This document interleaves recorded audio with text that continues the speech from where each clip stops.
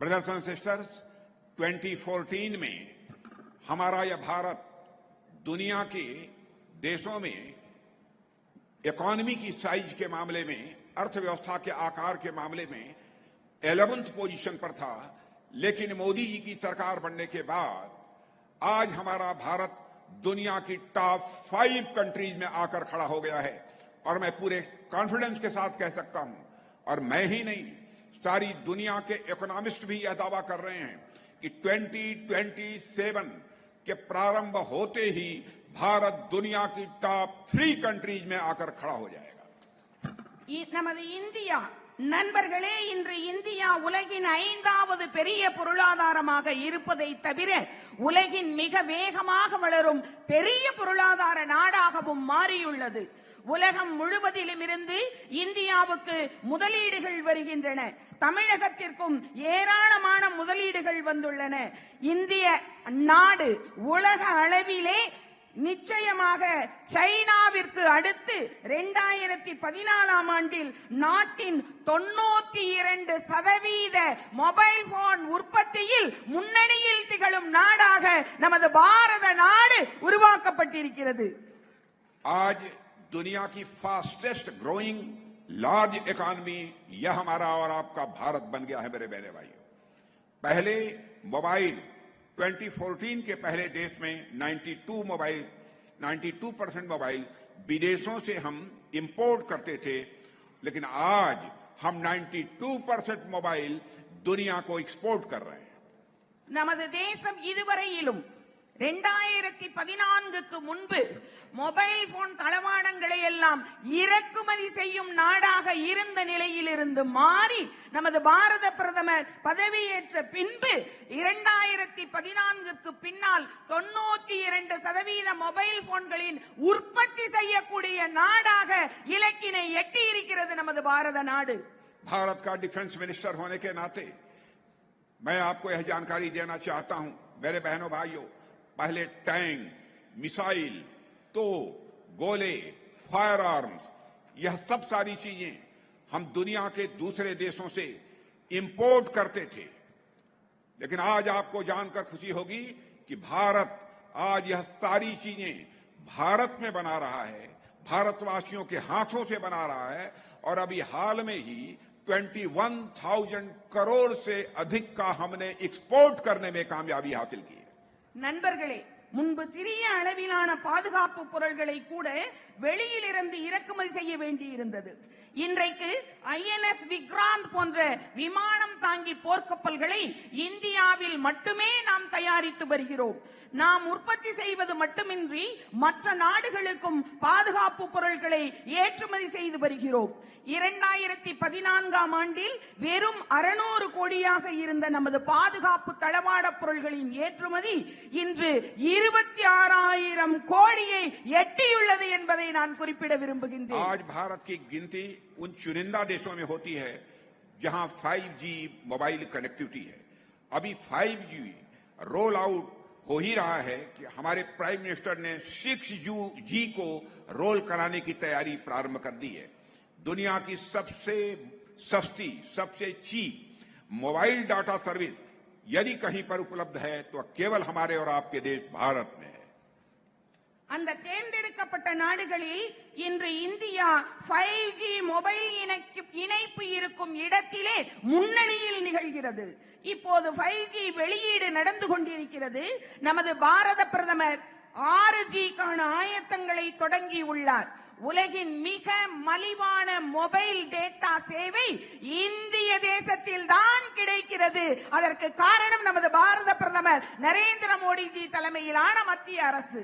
Internet और mobile में आई क्रांति का परिणाम है कि आज भारत का आम नागरिक यूपीआई के माध्यम से छोटे छोटे ट्रांजैक्शंस भी डिजिटली कर रहे हैं।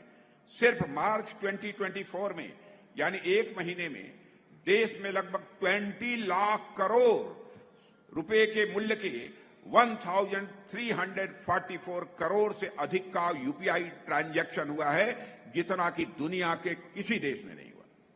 इंटरनेट இன்டர்நெட் மற்றும் மொபைலில் ஏற்பட்ட புரட்சியின் விளைவாக இன்று இந்தியாவின் சாமானிய குடிமகன் சிறிய பரிவர்த்தனைகளை கூட UPI மூலம் டிஜிட்டல் முறையில் செய்து வருகிறார். மார்ச் 2024ஆம் ஆண்டு, அதாவது ஒரு மாதத்தில் சுமார் 20 லட்சம் கோடி மதிப்புள்ள 1344 கோடிக்கும் அதிகமான UPI டிஜிட்டல் பரிவர்த்தனைகள் நமது நாட்டில் நடந்துள்ளன. உலகில் வேறு எந்த நாட்டிலும் இத்தனை பெரிய UPI டிஜிட்டல் பரிவர்த்தனை இதுவரை நடந்ததில்லை. இது நமது மத்திய அரசின் மகத்தான சாதனையாகும். ब्रदर्स एंड सिस्टर्स, आप लोगों ने इस कंट्री में कांग्रेस गवर्नमेंट को भी काम करते हुए देखा है. शायद ही ऐसी कोई कांग्रेस की गवर्नमेंट रही हो जिस पर कि करप्शन के एलिगेशन न लगे हों.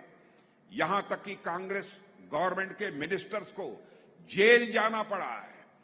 लेकिन लास्ट 10 ईयर से मोदी जी की लीडरशिप में हमारी गवर्नमेंट काम कर रही है. भारत ही नहीं, वर्ल्ड का कोई व्यक्ति उंगली उठाकर नहीं कह सकता कि हमारे प्राइम मिनिस्टर लेड गवर्नमेंट के किसी भी मंत्री के ऊपर एक भी करप्शन का चार्ज लगाओ. இன்று ஜன்தன் ஆதார் மொபைல் காரணமாக கடந்த ஆண்டுகளில் 29 லட்சம் கோடியை நேரடி வங்கி பரிவர்த்தனை மூலம் நாட்டினுடைய விவசாயிகள், தொழிலாளர்கள் மற்றும் ஏழைகளின் கணக்குகளுக்கு மாற்ற முடிந்தது. இந்த பணம் உங்களுடையது, ஊழல் இல்லாமல் உங்களை சென்றடைந்தது. ஆனால் காங்கிரஸ் ஆட்சியில் ஊழல் செய்தவர்கள் அனைவரும் இப்பொழுது ஜெயிலில் இருக்கிறார்கள். ஆனால் நமது மோடி அரசு ஊழல் இல்லாமல் உங்களுடைய பணம் முழுவதையும் ஒரு பைசா கூட குறையாமல் உங்களுடைய வங்கி கணக்கில் செலுத்தி இருப்பது நமக்கு கிடைத்த மிகப்பெரிய வரம் அல்லவா? जनधन, आधार और मोबाइल की ट्रिनिटी के कारण आज किसान हो, मजदूर हो, यह जो ट्रिनिटी बनाई गई है जनधन, आधार और मोबाइल की, कि जो राजीव गांधी ने पहले कहा था कि मैं 100 पैसा दिल्ली से भेजता हूं, 14 पैसा लोगों के पास पहुंच पाता है, 86 पैसा करप्शन को चला जाता है. इस चैलेंज को पहली बार किसी ने इस कंट्री में एक्सेप्ट किया तो उसका नाम है नरेंद्र मोदी. और उन्होंने जैम की एक ऐसी ट्रिनिटी बना दी कि बहनों भाइयों, आज दिल्ली के बैंक से 100 पैसा चलता है तो 100 का 100 पैसा आपकी जेब में पहुंचता है. एक पैसा भी करप्शन की भेंट नहीं चढ़ने पाता. 100 பைசா பொதுமக்களுக்கு செல்ல வேண்டும் என்று சொன்னால் அதில் 14 பைசா அந்த ஆட்சியில் இருந்த, அன்றைய ஆட்சியில் இருந்த அரசியல்வாதிகளுக்கும் 6 பைசா ஊழல்வாதிகளுக்கும் என பொதுமக்களினுடைய பணத்தை இவர்களே ஊழல் செய்து இவர்களுக்குரிய பணமாக பெற்றிருக்கிறார்கள். ஆனால் நமது மாண்புமிகு பாரத பிரதமர் நரேந்திர மோடிஜி அவர்களினுடைய ஆட்சியிலே 100 பைசா பொதுமக்களினுடைய வங்கிக்கு செல்ல வேண்டும் என்று சொன்னால் ஒரு பைசா கூட குறையாமல் 100 பைசாவும் முழுமையாக பொதுமக்களினுடைய நலமாக சென்றடைந்திருக்கிறது வங்கி பரிவர்த்தனையின் மூலமாக. पहले बामुश्किल 10 to 12 किलोमीटर तक सड़कें प्रतिदिन बनती थी, per day 10 to 12 kilometre per day सड़कें बनती थी.